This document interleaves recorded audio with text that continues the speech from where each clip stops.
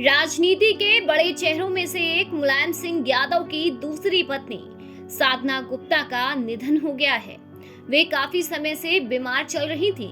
बता दें, उनकी मृत्यु से सियासी गलियारों में शोक की लहर दौड़ गई है। सभी साधना सिंह को श्रद्धांजलि अर्पित कर रहे हैं। गौरतलब है कि नेताजी ने 2 शादियां की थी। नेताजी की लाइफ किसी फिल्म से कम नहीं है।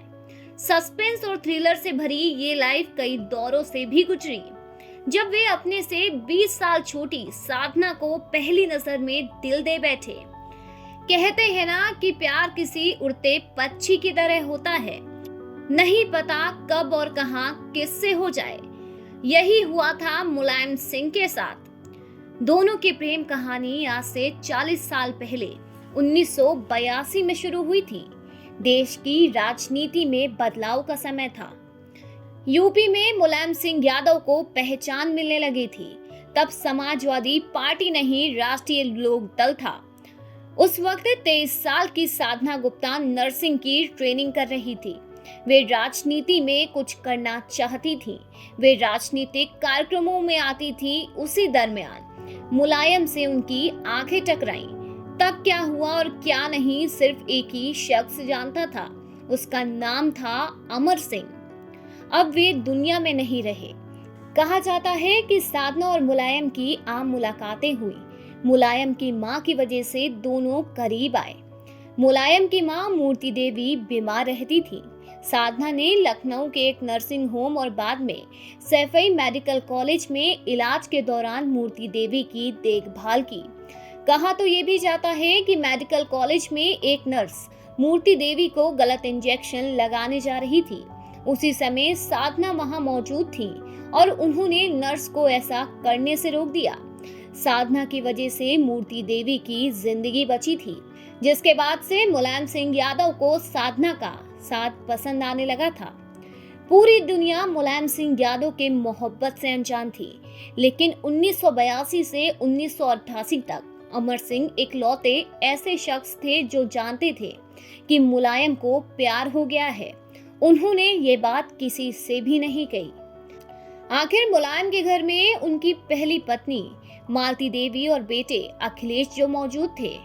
उस वक्त मुलायम का राजनीतिक करियर अपने पीक पर था। वे मुख्यमंत्री बनने की एकदम चौखट पर आ खड़े हुए।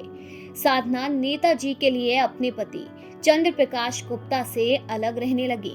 मुलायम ने अखिलेश को साधना से मिला दिया, लेकिन इसके बाद भी साधना मुलायम सिंह की पत्नी के तौर पर दुनिया की नजरों से दूर थी।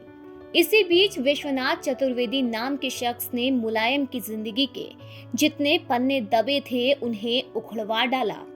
इन्होंने मुलायम के खिलाफ 2 जुलाई 2005 को सुप्रीम कोर्ट में एक हलफनामा दायर किया, जिसके बाद सुप्रीम कोर्ट ने सीबीआई को जांच के आदेश दे दिए।